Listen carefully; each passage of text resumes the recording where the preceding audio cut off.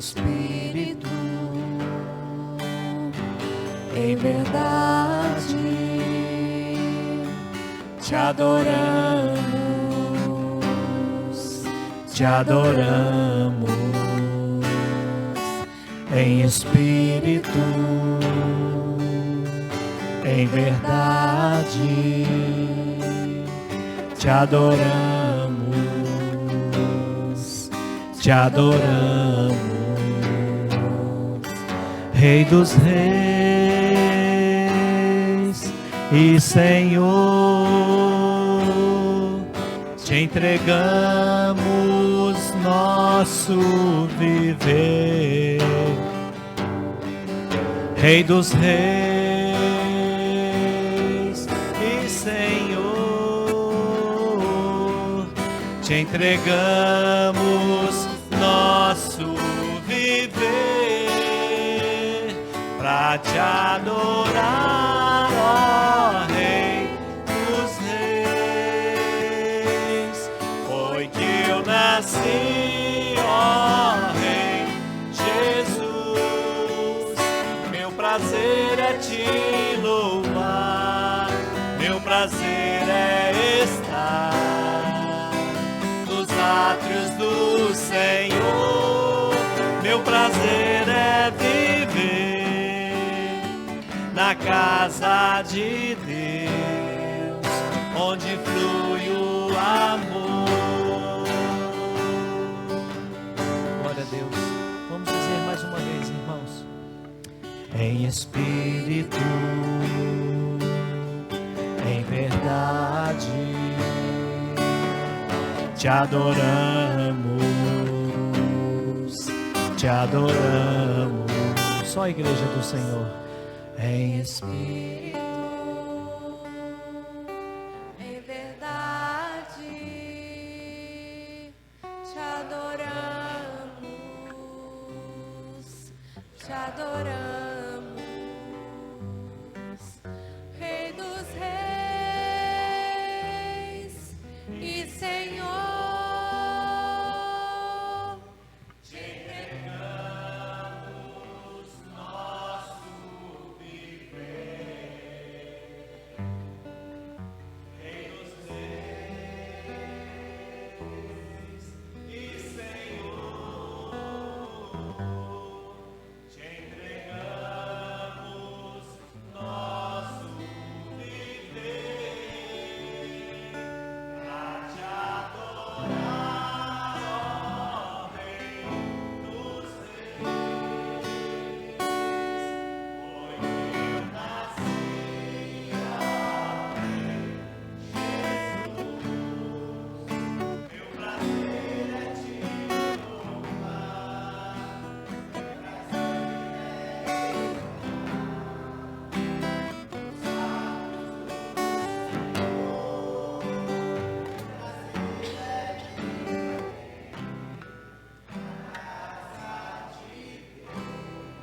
é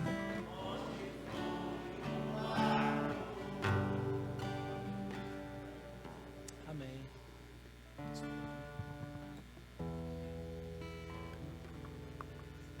Amém, irmãos. Ainda em pé, vamos aproveitar para suas Bíblias, em João capítulo 4, versículo 23 e 24.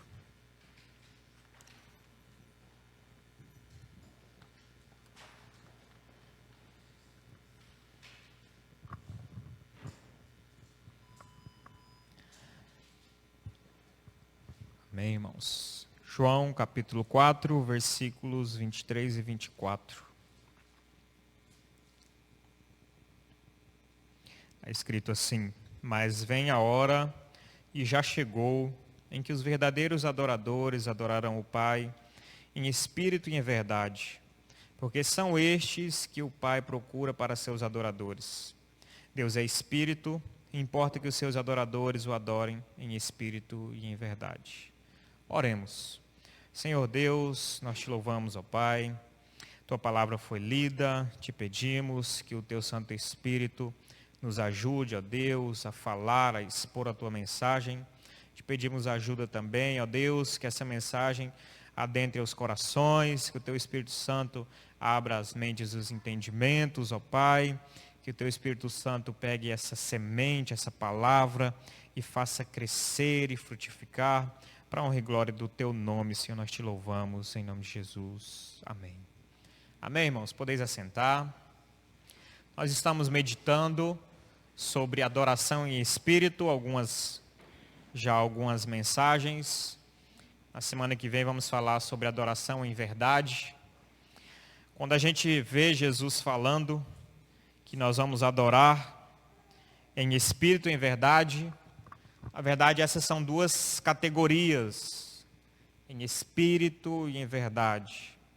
E quando nós estamos meditando por algumas semanas já em espírito, é como se nós estivéssemos então debaixo desse grande guarda-chuva, adoração em espírito, desse grande tema, desse grande conceito, e nós estamos explicando algumas coisas que faz parte da adoração em espírito. Faz parte desse grande conceito que Jesus trouxe sobre a oração em espírito. Então, na primeira mensagem a gente falou que a adoração em espírito deve ser aquela do coração, que deve ser aquela interna, em oposição à externa, ritualística, do grande templo de Jerusalém, dos sistemas judaicos. Depois, na segunda mensagem, a gente enfatizou mais que a adoração deve ser simples. Então, despido daquele ritualismo todo, dos elementos do templo, do simbolismo, nós temos uma adoração mais simples, com poucos elementos simbólicos, apenas o batismo e a ceia, e mais voltados para a palavra de Cristo e vivendo a própria realidade de Cristo. Cristo já é a nossa realidade, então nós não vivemos mais nos símbolos. Nós vivemos em Cristo. Nós não retrocedemos às sombras. A Bíblia diz que aquelas coisas e aqueles elementos do Antigo Testamento eram tipos, eram sombras que apontavam para Cristo. Hoje nós vivemos a realidade, nós vivemos Cristo, nós somos o corpo de Cristo e, portanto, vivemos uma adoração nessa categoria. Dessa mesma maneira, por ser uma adoração simples, a gente não tem tanta pompa e tantos elementos. Os elementos são poucos, para que a ênfase esteja no poder de Deus, e não nas categorias, e não nos aparatos. A gente até comentou que nós não queremos ser como um Ptolomeu, que ganha as pessoas pelo belo discurso grego, e baseado numa falsidade. Paulo, o grande apóstolo Paulo, ele fez uma pregação simples. Ele mesmo falava que não vinha com sabedoria humana, porque ele não queria que as pessoas ficassem presas ou fossem atraídas pela sabedoria humana, mas por Cristo. Da mesma maneira, nós não queremos que as pessoas sejam atraídas e fiquem na igreja e permaneçam na igreja e cultuem a Deus por outras coisas, a não ser por Ele mesmo. Tem até um ditado que diz assim, menos é mais. Então, nesse sentido, com todo respeito que é devido, menos é mais na igreja também. Menos no sentido de abraçarmos aquilo que a igreja colocou à disposição, aquilo que a Bíblia colocou à disposição da igreja, como elementos e como orientação de Deus para o nosso culto público ao Senhor e nosso culto também em particular e a nossa devoção a Deus. Por isso estamos fazendo uma série de meditação sobre adoração, entendendo também que a adoração é muito importante e às vezes a igreja não estuda sobre adoração e culto. A gente às vezes não prega, às vezes a gente não estuda na escola bíblica e fica um culto solto, a bel prazer. E na mensagem passada a gente viu também que o culto não pode ser livre e aberto totalmente à criatividade humana. A gente viu um perigo que corre isso, rapidinho a gente deturpa todo o nosso culto a Deus se ficar a nosso cargo, sobre nossa responsabilidade. A exemplo da igreja de Corinto, que não demorou muito e já foi meter lá o dedo sujo, imundo e corrupto, humano, na ceia do Senhor, num dos elementos e num dos elementos mais essenciais do cristianismo e da igreja, que é a morte, fala da morte de Cristo e do seu sacrifício. Então a igreja não demorou muito a deturpar a própria ceia do Senhor. Então Paulo vem e corrige. Então a adoração não é livre, não pode ser livre. Ela tem princípios bíblicos pelos quais nós devemos adorar o Senhor em espírito e em verdade. Amém, irmãos? Hoje nós vamos falar então sobre adoração em espírito deve ser reverente. E aí nós finalizamos essa parte da adoração em espírito. Claro que tem muito mais coisa para ser dita, mas no próximo culto nós vamos falar sobre adoração em verdade. Tá bom? Mas hoje nós vamos meditar no último tópico dessa mensagem. Adoração em espírito deve ser reverente. Amém, irmãos? É claro que quando Jesus falou em João, como eu falei, ele falou em categorias, espírito e em verdade. É claro que o texto de João não está explícito todas essas coisas. Mas é claro que quando Jesus falou nessas categorias, e depois os seus apóstolos, os seus discípulos, os seus servos escreveram, é claro que eles continuaram na mesma intenção do mestre, e no mesmo entendimento, apenas esclarecendo mais a igreja e dando maiores detalhes do que deve ser uma adoração em espírito. Então, nesse sentido, eu gostaria que você abrisse sua Bíblia em Hebreus, rapidamente, Hebreus 12. O capítulo todo é muito interessante, mas nós vamos só no versículo 28. Um texto pontual que mostra que a igreja deve adorar em reverência. É o tema da nossa mensagem de hoje. Adoração em espírito deve ser reverente. E nós temos claramente isso no Novo Testamento, esse princípio expresso sobre como deve ser a adoração na igreja. Hebreus 12, 28 está escrito o seguinte. Por isso, nota, por isso já é uma espécie de conclusão, né? Então eu te aconselho depois em casa você ver o contexto. Paulo está explicando algo aqui para a igreja, adoração no referente à adoração da igreja, agora em comparação à adoração no Sinai. E aí ele conclui, por isso, versículo 28, recebendo nós um reino inabalável, retenhamos a graça pela qual sirvamos a Deus de modo agradável, com reverência e santo temor, porque o nosso Deus é fogo consumidor. Amém, irmãos?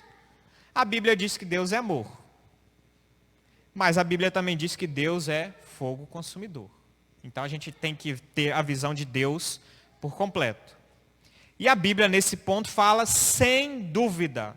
Sem dúvida. Não é questão aqui que a gente vai debater se o culto tem que ser reverente ou não, se pode ou não pode. A Bíblia diz que tem que ser reverente. Sirvamos a Deus de modo agradável, com reverência e santo temor. Esse é um princípio para a igreja. Amém, irmãos? Com reverência e santo temor. Sirvamos aqui, esse sirvamos, eu tive a curiosidade de olhar de onde que vem essa palavra, e ela significa, dentre outras coisas, prestar homenagem religiosa e adorar. Esse servir, sirvamos a Deus, está relacionado com adoração. E mais ainda, está relacionado e serve e aplicável ainda mais à adoração pública, o nosso culto público. Isso que nós fazemos aos domingos. Então isso serve, é aplicável para o culto público diretamente.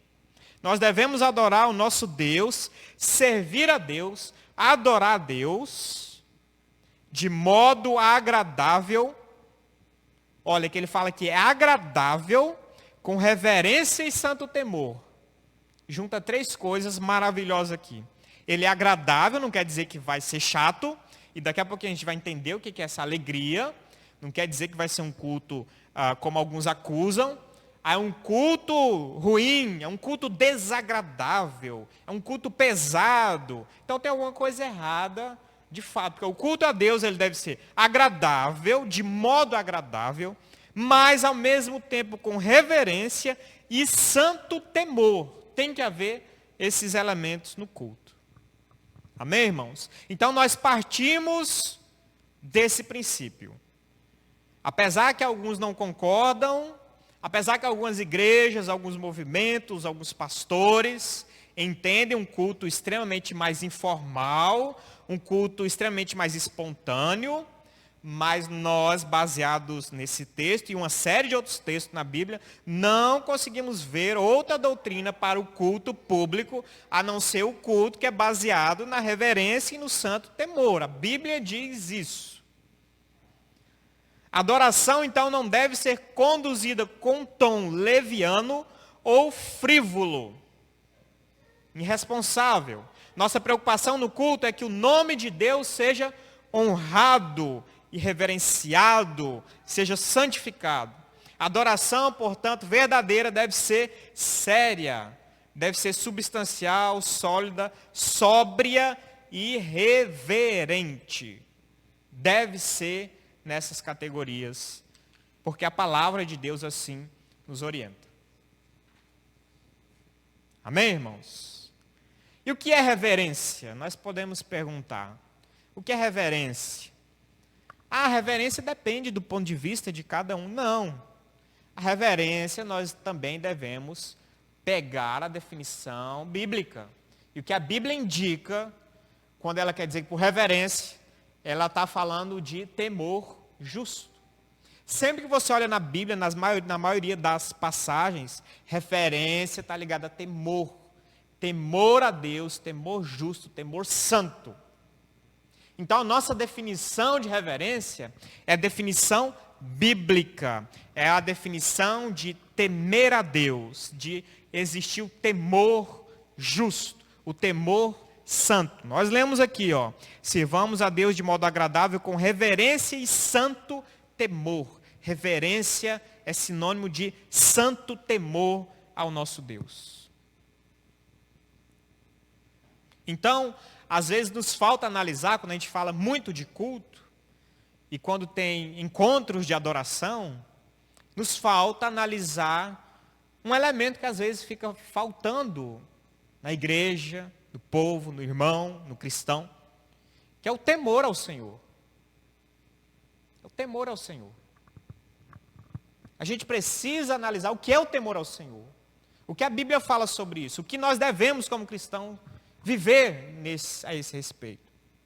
O temor a Deus não é uma coisa nova, irmãos. Desde o Antigo Testamento nós vamos ver rapidamente que o temor ao Senhor, ele é um conceito que vem desde o Antigo Testamento e perpassa para o Novo Testamento. E Cristo fala isso para a igreja, e os profetas e os apóstolos falam isso.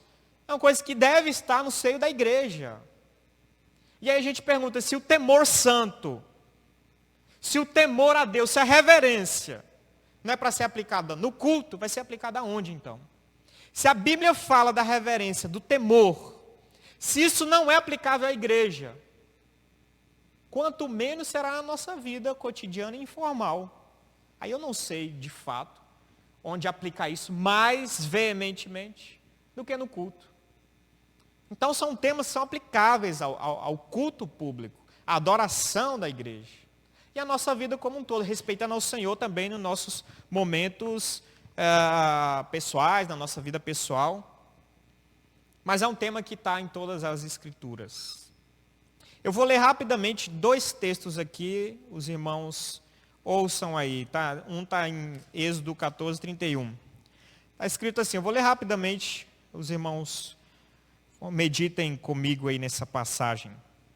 Êxodo 14, 31 está escrito assim: E viu Israel o grande poder que o Senhor exercitara contra os egípcios.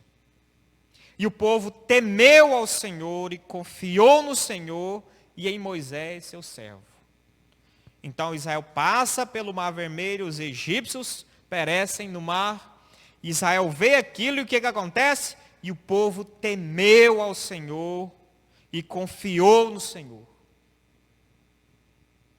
Alguns dizem que o primeiro sinal, de fato, de fé, é quando se teme ao Senhor. Israel temeu ao Senhor. Êxodo 20, 20 também tem uma passagem muito interessante lá no Monte Sinai, em meio à revelação dos 10 mandamentos. O povo começou a temer porque o monte estava fumegando e tremia, parecendo um vulcão prestes a entrar em erupção, e uma voz do céu ecoava muito forte. E o povo começou a temer porque estava ouvindo a voz de Deus e começou a ficar desesperado. E em Êxodo 20:20, respondeu Moisés ao povo: não temais, Deus veio para vos provar e para que o seu temor esteja diante de vós, a fim de que não pequeis.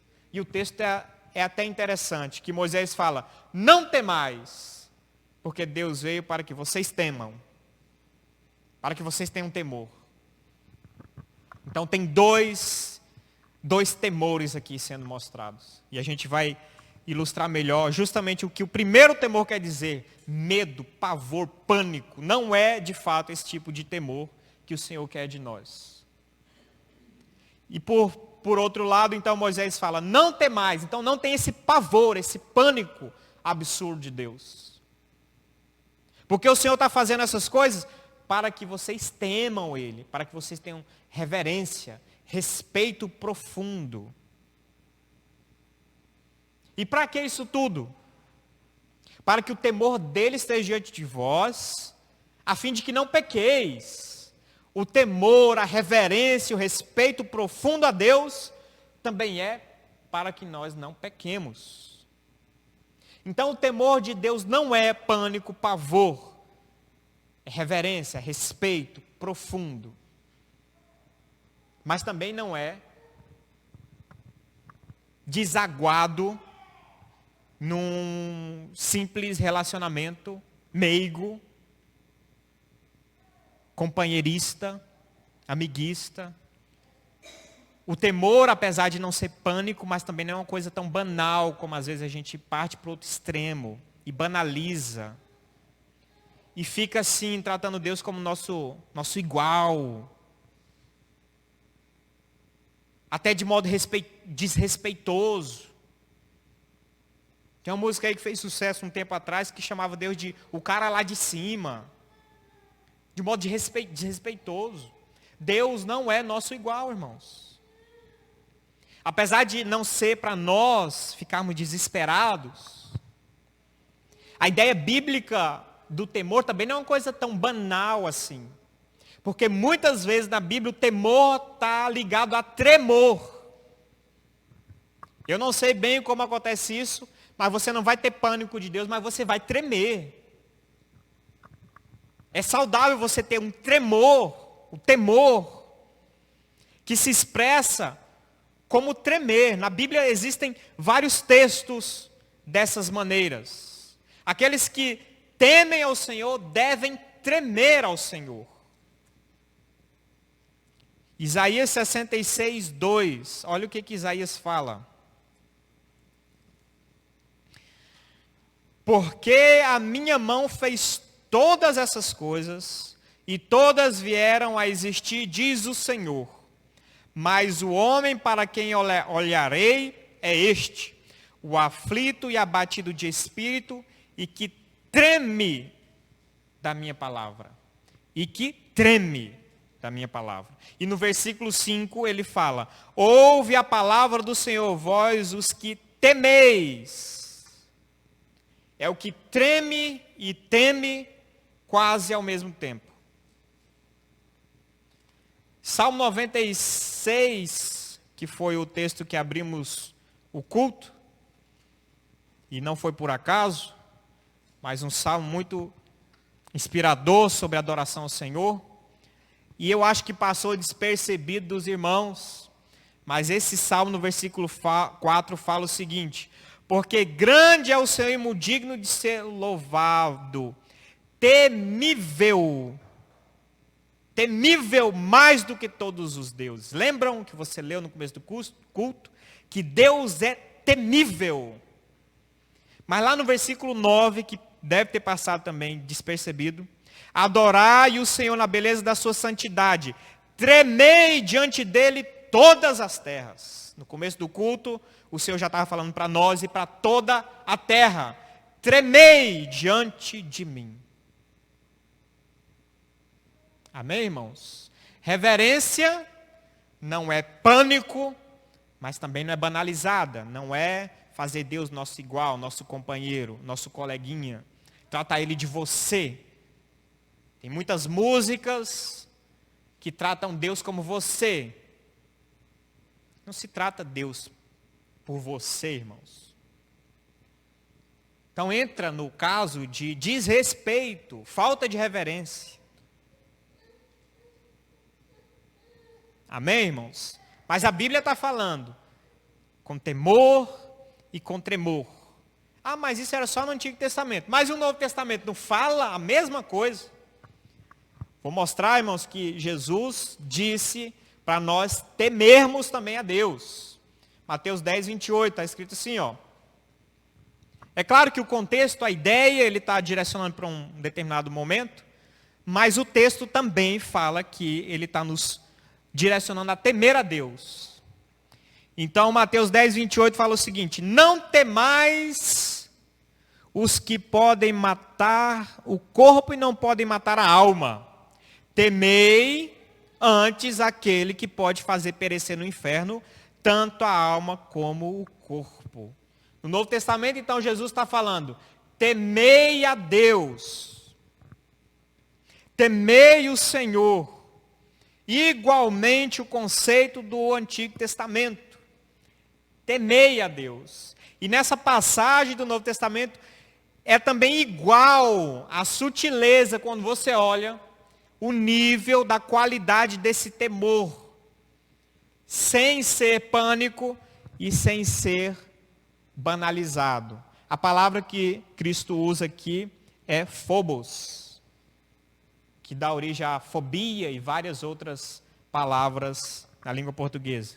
Então, é uma palavra bem também tênue, para mostrar que não é um pânico exagerado, esse desespero, mas ele usa a palavra phobos, que é forte, falando, entre aspas, até de um determinado medo. É forte essa ideia do temor a Deus. Não é para banalizar ao Senhor.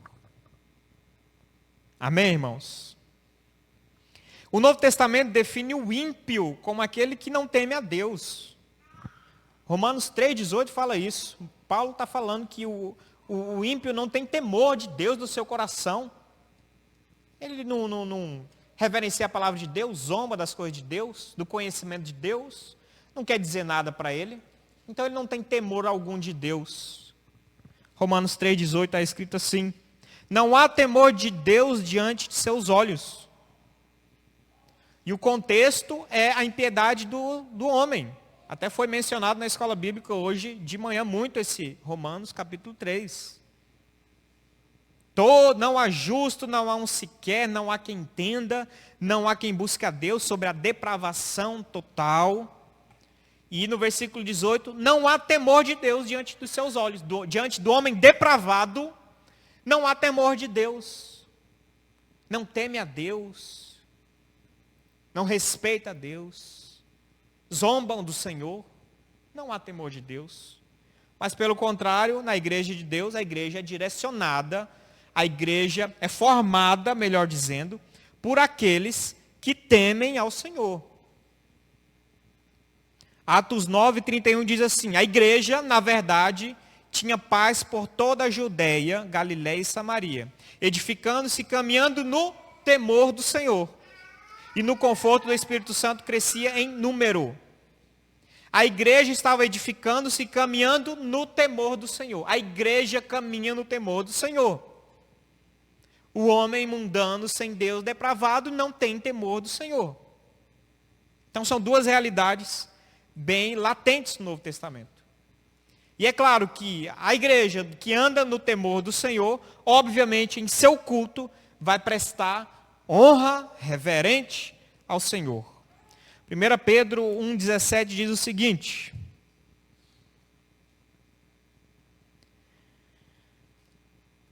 esses tais são... Desculpa, errei aqui. 1 Pedro 1,17. Estava em 2 Pedro. 1 Pedro 1,17. Ora, se invocais como Pai aquele que, sem acepção de pessoas, julga segundo as obras de cada um, portai-vos com temor durante o tempo da vossa peregrinação. Portai-vos com temor durante o tempo da vossa peregrinação. O Novo Testamento não omite a ideia do temor, não omite a ideia do tremor. Pelo contrário, ele trabalha as duas ideias, tanto do temor, como a gente viu, mas o do tremor também. A reverência solene ao Senhor. Filipenses 2,12 está escrito assim: assim, pois, amados meus, como sempre obedecestes, não só na minha presença, porém muito mais agora na minha ausência, desenvolvei a vossa salvação com temor e tremor. Com temor e tremor. É um conceito do Novo Testamento. Com temor e com tremor. Amém, irmãos? Quando nós olhamos a adoração, o culto do Novo Testamento e os princípios, e principalmente quando nós conseguimos ver relances da adoração no céu, no trono de Deus, em Apocalipse e alguns textos, nós não conseguimos enxergar a adoração que não seja repleto de temor e tremor e reverência a Deus, irmãos. Se nós nos espelharmos na adoração que é mostrada em alguns textos de Apocalipse, como a gente tem alguns vislumbres do trono de Deus, os anjos, os seres viventes, os anciãos, como eles se portam lá, seria também um ótimo exemplo para a gente ver como deve ser um culto diante da presença de Deus. Apocalipse 4,10 diz o seguinte, numa dessas visões: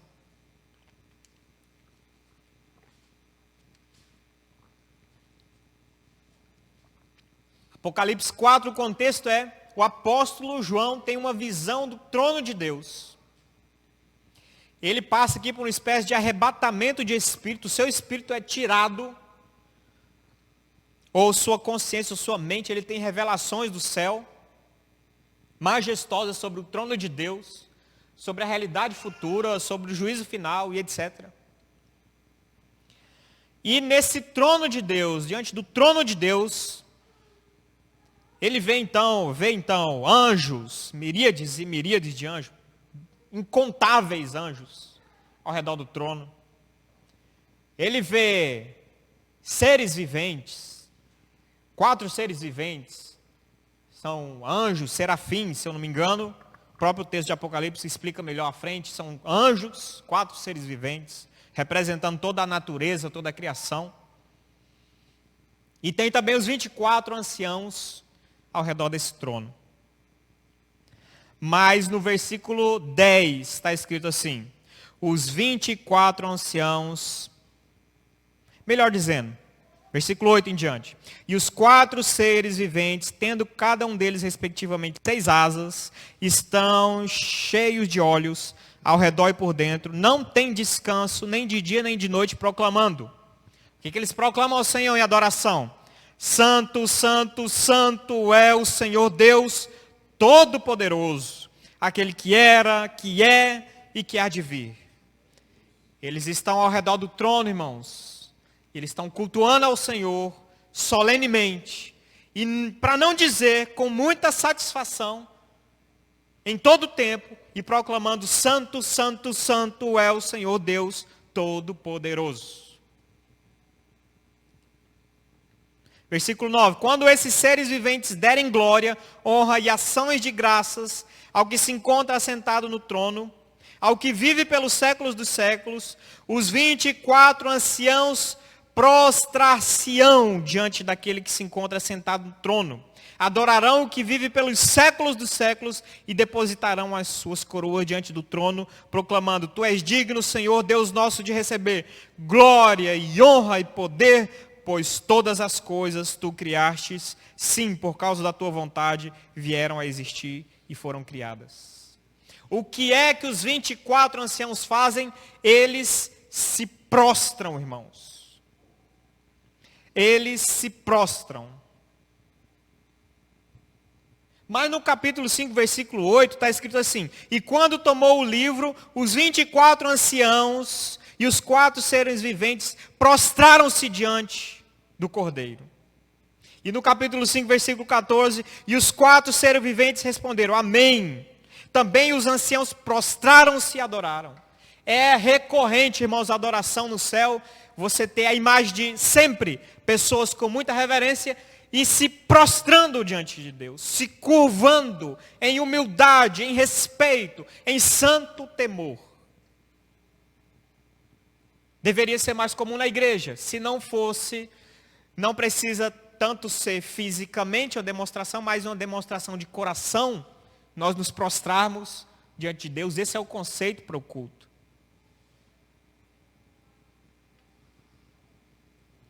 Amém, irmãos? Essa reverência, com respeito, com santo temor, elas não podem estar dissociadas do culto. Elas não podem, por causa da bandeira da modernidade, por causa da bandeira da satisfação, por causa da bandeira do comodismo, ela não pode ser dissociada do culto. Não podemos negociar princípios bíblicos. O culto ao Senhor não deve ser uma festinha. O culto ao Senhor não deve ser um momento de alegria de campo de futebol. O culto ao Senhor não deve ser um momento de galhofada, de brincadeiras, de gracejos.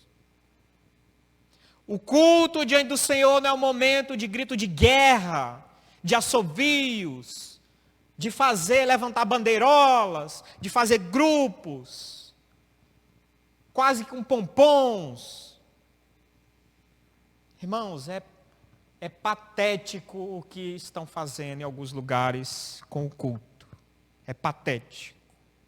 É irreverente. É imoral. Essas pessoas vão prestar contas diante de Deus. Essas pessoas um dia vão estar de frente a frente com o Senhor e Ele vai perguntar: o que vocês fizeram com o meu culto? O que vocês estavam fazendo lá? Aquilo parecia mais uma reunião de encontro motivacional de uma empresa que vende qualquer coisa aí. Por que estão fazendo isso com o culto, irmãos? Escuta bem o que eu estou falando. As mudanças no culto, na adoração, que a gente vê por aí, elas não são promovidas porque uma pessoa ou uma igreja sentou e leu a Bíblia, e estudou e fez uma exegese profunda e chegou à conclusão que poderia trazer cornetas para dentro da igreja.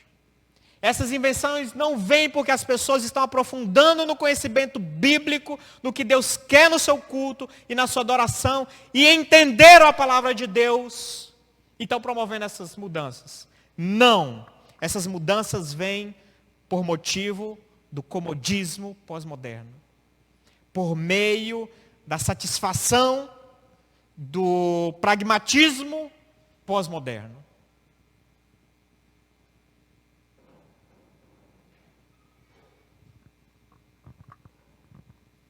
Amém, irmãos? Por conta de satisfazer um desejo, as pessoas querem vir para um lugar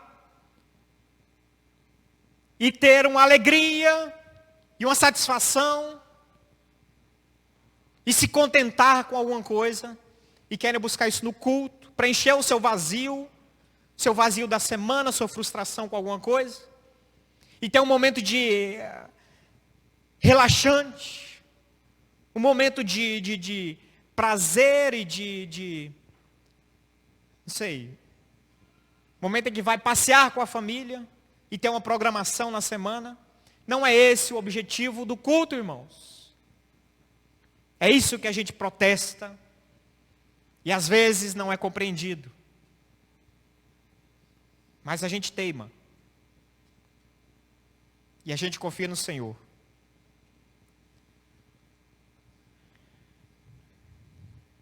Assim não tem outra coisa a dizer. A gente não tem outra coisa, outra palavra a dizer, senão dizer que a nossa adoração tem que ser reverente, tem que ser solene. Mesmo que muitos critiquem, muitos escarneçam. Igreja tradicional, igreja de velho, igreja mofada, igreja não sei do quê. Tem muito disso por aí.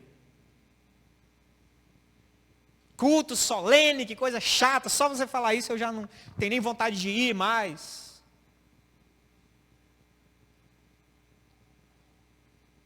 Mas se a gente olhar para Apocalipse, aquele culto no céu, e o que a Bíblia coloca, como a gente chamaria esse culto no céu? Milhões de anjos ao redor do Senhor não abrem a boca, em reverência, em respeito. 4 seres viventes proclamando: Santo, Santo, Santo é o Senhor. 24 anciãos recorrentemente se prostrando diante de Deus. 24 anciãos representando, irmãos, 12 deles representando todo Israel, 12 deles representando a igreja na sua formação do Novo Testamento, representando todo o povo de Deus. Não são 24 pessoas individuais, estão representando toda a igreja se prostrando. Como você chama um culto desse? Se não reverente e solene. Como deveríamos chamar nosso culto? Não, o culto deve ser informal. Deve ser espontâneo. Deve ser tranquilo. Toca aqui, meu irmão. E aí, beleza? Tratar Deus de qualquer maneira.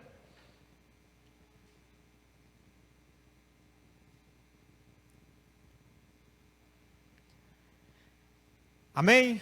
Mas isso não quer dizer que o culto deva ser desagradável e que ele seja dissociado de alegria. Nosso texto de Hebreus fala isso. Nós devemos adorar o Senhor de modo agradável, mas com temor e santo tremor.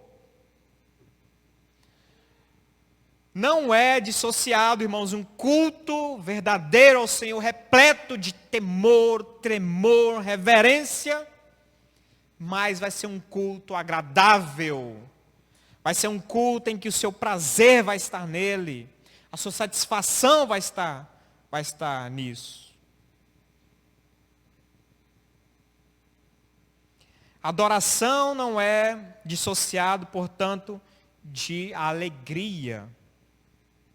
É possível juntar alegria com temor, por exemplo? É possível. Depende, de novo, do que você pensa de alegria, do que você imagina por alegria e do que você imagina por temor. Como eu falei, se for uma alegria de campo de futebol, uma alegria de bar, de encontro com os amigos, uma alegria explosiva, do aqui e agora, de pulo, de toca aqui, de gritos, de urros. Aí é difícil e não é esse o propósito. A nossa alegria não é uma expressão, um sentimento carnal. Muitos desses momentos, irmãos, é uma alegria meramente carnal, passageira, irreverente. Não cabe ao culto com reverência. Sabe quando a gente diz que o cristão tem paz? Mesmo a gente tendo dificuldade, a gente não tem paz em Cristo, a paz com Deus, a paz não impera em nossa vida? Da mesma maneira é a alegria. A alegria do Senhor é a nossa força. A alegria do Senhor, ela vive e habita no meio da igreja. Servir ao Senhor com alegria. Mas essa alegria mais perene, não é um sentimento fútil, não é um sentimento carnal, não é um prazer momentâneo, espalhafatoso. Mas é um sentimento e um tesouro mais eterno, mais equilibrado. Então, no culto é apropriado esse tipo de alegria, sim. Alegria em Cristo, alegria no Senhor, alegria reverente. Tem alguns salmos que falam sobre isso. Salmo 112, 1, ele fala acerca de juntar essa alegria com reverência.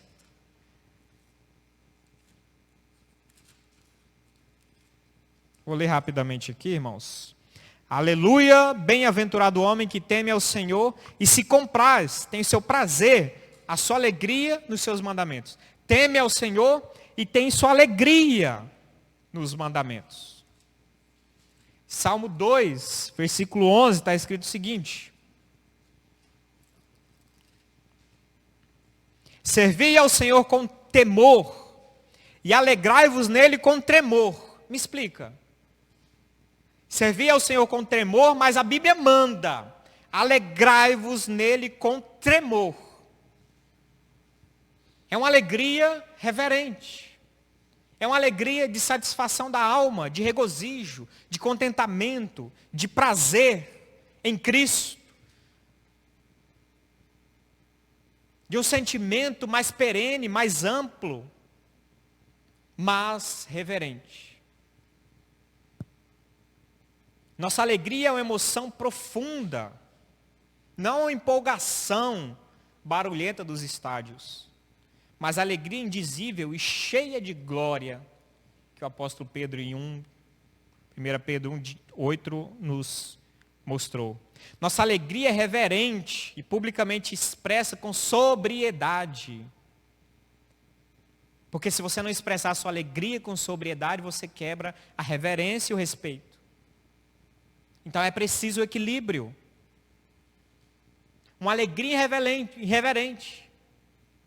Pessoas pulando, rodando, rindo a voz alta.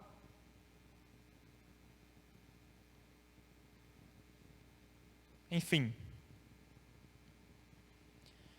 Então nossa alegria é uma alegria sóbria. E por isso no nosso culto também nós temos cuidado de não ter demonstrações ostentosas de zelo, gritando, pulando, rodando. Até porque a Bíblia fala para nós não nos evidenciarmos muito, não chamarmos muita atenção para nós. Daqui a pouquinho um grita, roda, todo mundo olha para ele. A Bíblia fala até da oração, quando você for orar, você não faça como os fariseus, porque levantam as mãos em praça pública e chamam a atenção, mas lá vai em secreto no seu quarto e ora com o Senhor. Um pouco desse princípio a gente aplica no culto também. A gente não chama atenção para nós. Porque o culto, o centro é Deus. Quem deve ter atenção é Deus. É sua palavra. É o Senhor. Amém, irmãos? Então essa é a mensagem e a reflexão sobre a adoração deve ser reverente. E finalizando essa parte, adoração em espírito. Agora só mais um minutinho, que nós vamos ver algumas aplicações. Na prática, o que isso significa? E é claro que são aplicações direcionadas para nós, para a nossa realidade, para a nossa igreja, para aquilo que a gente observa, e em tom de recomendação, não de punição ou coisa do tipo. O que significa isso no culto? Reverência em relação a adultos. Concentrar-se no culto, prestar atenção à mensagem, então deve ser uma postura nossa. Evitar saídas desnecessárias, andanças para lá e para cá. Evitar conversas desnecessárias. Evitar o uso do celular e estar distraído. Justificando o Vladimir, é claro que ele usa no data show. Ou o irmão que pega a Bíblia, acessa a Bíblia. Estou falando ficar rondando WhatsApp, Instagram, conversa vai, conversa vem. Até o sonzinho às vezes fica ligado, a gente escuta barulhinho, toque, alerta de mensagem. Com irreverência, irmãos. Estar de corpo e alma no culto. Não só o corpo depositado aí. Corpo depositado na cadeira e a mente vagando pelo mundo. Mas estamos prestando culto ao Senhor, vamos prestar de corpo e alma. Nossa mente concentrada ao que o Senhor tem dito, tem falado.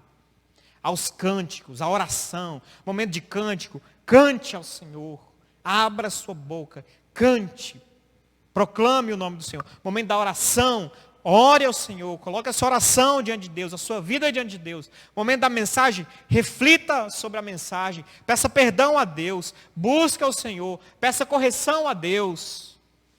Anote, veja o que você pode melhorar durante a semana. Veja o que você precisa aprender, o que você já sabe, o que você precisa revisar.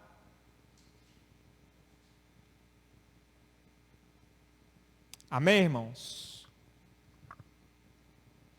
Antes do culto, irmãos, é até interessante, chegou antes, leia a palavra, ore, fique em espírito de oração. Antigamente se fazia prelúdio nas igrejas.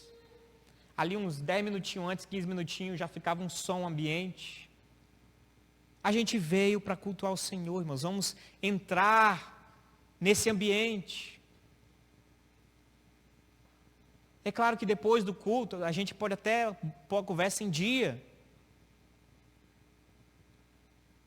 Mas é importante nós entrarmos nesse ambiente, um prelúdio, oração, leitura, já se concentrar, daqui a pouco começa o culto, vamos sentar, acalmar os ânimos, termos paciência, aquela calmaria de espírito, para começar o culto e a gente está num clima de adoração ao Senhor.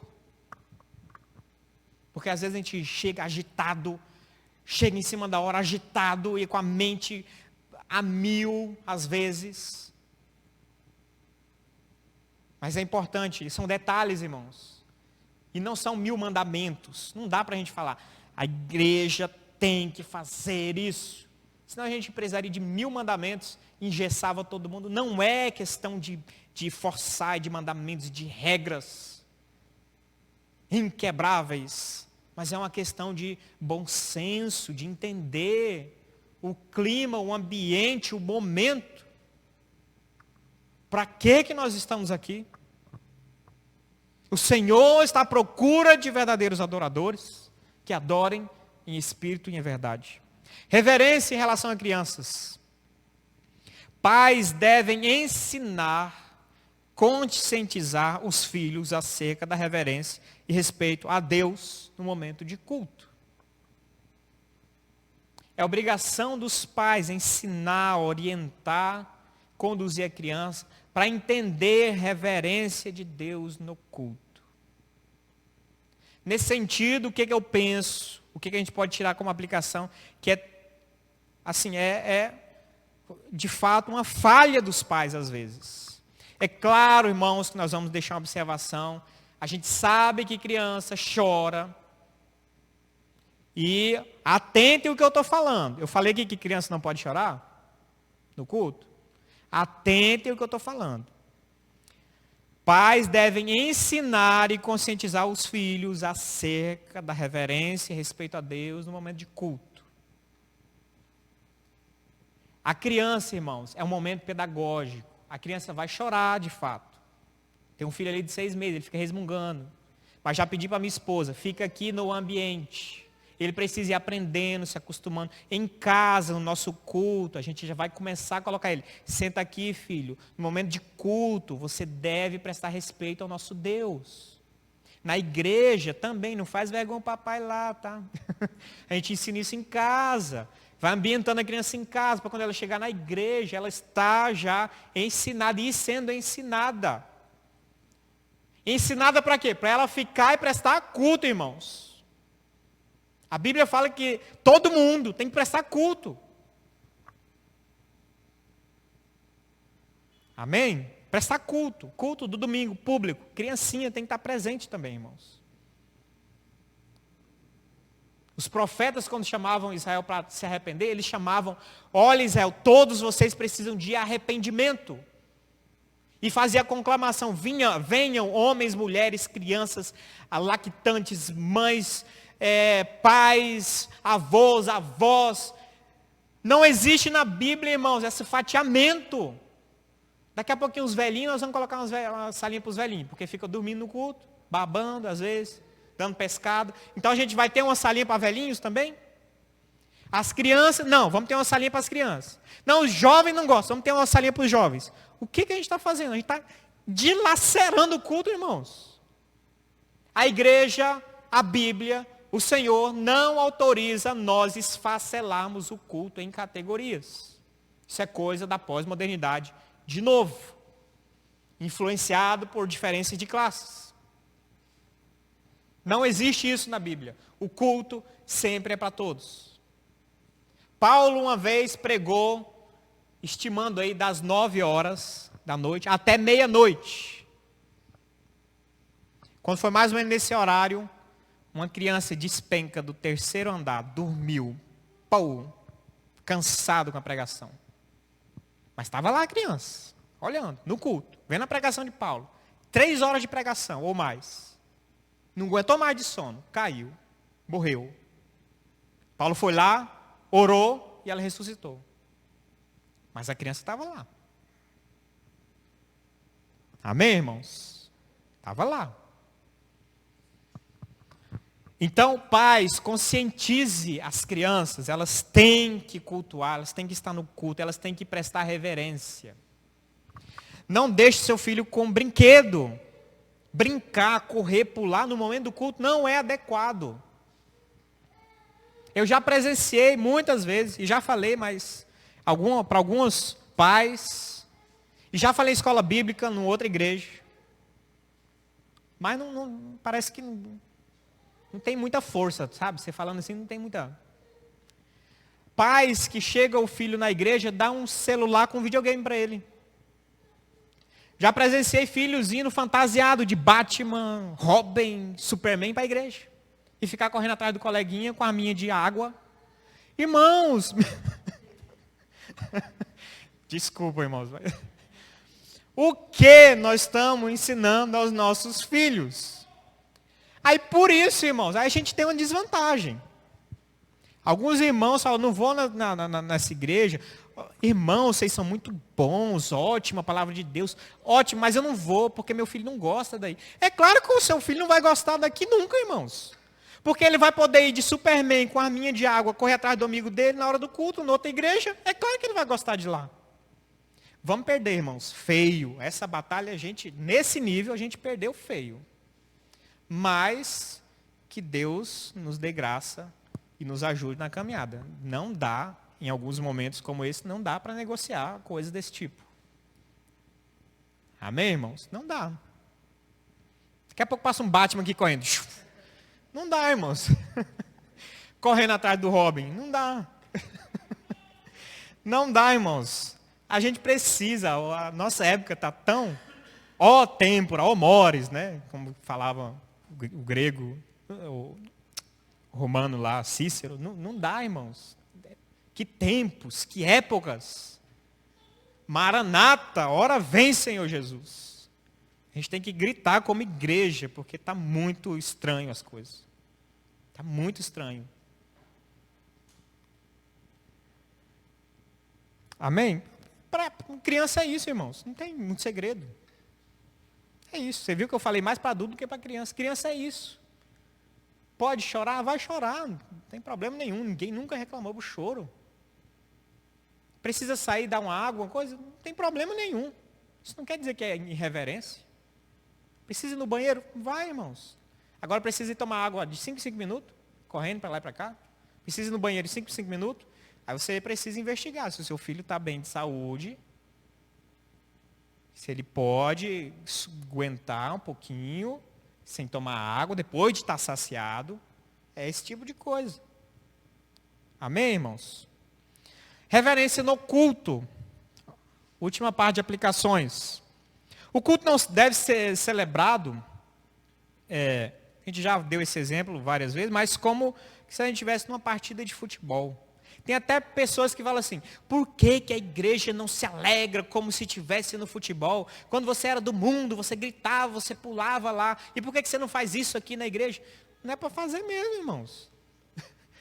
Daquele estilo, daquele jeito, sem reverência, daquela bizarrice, não. Aquilo lá é coisa para o seu lazer. Aqui é uma alegria, sim, mas é diferente.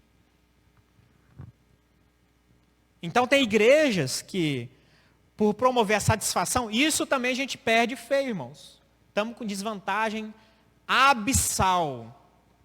A gente perde, já perdeu membro e vai perder, e é difícil conquistar. A gente vai sofrer e tem uma caminhada longa, árdua.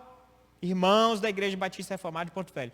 Árdua, vagarosa, passo a passo. Ganha 1 e perde 5. Ganha 2 e perde 10. Nesse passo. Porque a gente não vai concorrer para ver quem satisfaz melhor as pessoas. A igreja não é para ter um clima de futebol. E a igreja do vizinho tem isso. O culto do vizinho tem isso. Vocês já viram o que é uma chegada, de um chamado encontro com Deus? O que acontece dentro da igreja? Vocês sabem do que eu estou falando. Vocês já viram o que é um encontro de celebração, de célula, de não sei o quê, de grupo de crescimento, não sei o quê? Vocês já viram o que é aquilo? É um campo de futebol, irmãos. É a beira de um campo de futebol. É corneta, é apitos, é grito, é bandeirola, é grito de guerra. Irmãos, o que estão fazendo com o culto? O que estão fazendo com a igreja? Então, nesse sentido, nessa categoria a gente perde feio. Se a pessoa quiser buscar prazer, ela não vai ficar aqui. Dessa categoria, ela não vai ficar aqui. Ela vai chegar aqui, assistir 1, 2 cultos, como aconteceu com muitos. E depois ela fala, essa igreja é muito chata.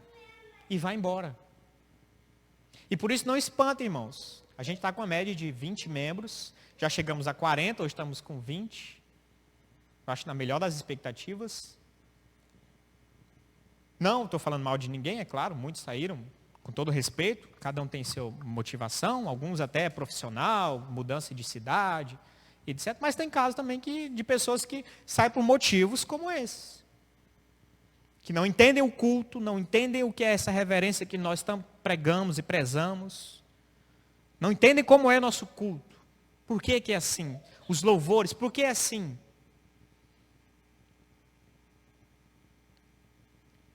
Então nós não temos essa prática de celebrar com assovios, com gritos, com faixa, com grito de guerra, com coisas desse tipo. Aqui a gente não tem essa prática.